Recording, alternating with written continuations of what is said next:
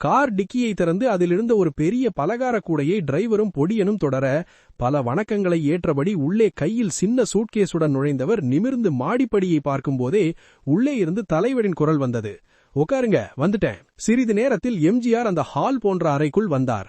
பொடியனும் டிரைவரும் அந்த பலகார கூடையை மறுபடியும் தூக்கப் போனார்கள். இருக்கட்டும் என்று கை காட்டினார் எம்ஜிஆர்.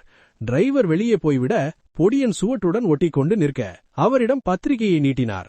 எம்ஜிஆர் 2 கைகளாலும் பத்திரிகையை வாங்கி சிரித்தபடி திருமண பத்திரிகையை வாங்கி பார்த்தார். அதில் கட்சியின் கருப்பு, சிகப்பு, வெள்ளையும் இல்லை, எம்ஜிஆரின் பெயரும் இல்லை. அவர் சிரித்தபடியே, உங்களுக்கு எத்தனை பசங்க என்றார். இவர் தானும் சிரித்தபடியே, 2 பசங்க 3 பொண்ணுங்க தலைவரே என்றார்.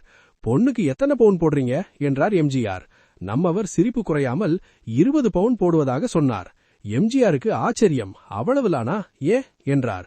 இவரோ சிரித்தபடியே, என்ன செய்ய தலைவரே, பெரியவள அந்நியத்துல கொடுத்ததால கௌரவம்னு 50 பவுன் போட்டேன். அடுத்த மகள் கல்யாண சமயத்துல ஈஸ்ட் பெங்கால் வார் வந்து தங்க விலை ஏறி போச்சு. அவளுக்கு 30 பவுன் தான் போட முடிஞ்சது. அப்புறம் 2-3 எலெக்ஷன் வரவும் சின்னவ படிப்பும் முடிஞ்சிட்டது. இவளுக்கு 20 பவுன் போடுறோம். அமௌண்ட் ஒண்ணுதாங்க தலைவரே, பவுன் விலை ஏறிக்கிட்டே போகுது என்றதும் எம்ஜிஆர் சிரித்துக்கொண்டே, சரி சாப்பிட்டுட்டு கிளம்புங்க என்று அவரை தோளில் கை போட்டுக்கொண்டு அரைவாசல் வரை அழைத்து வந்தார். பொடியனும் அவரும் அவசரமாக சாப்பிட்டு விட்டு வெளியே வர டிரைவர் ஏற்கனவே காரை திருப்பி நிறுத்தியிருந்தார். இருவரும் ஏறிக்கொண்டதும் கார் ராமாபுரம் தோட்டத்திலிருந்து கிளம்பியது.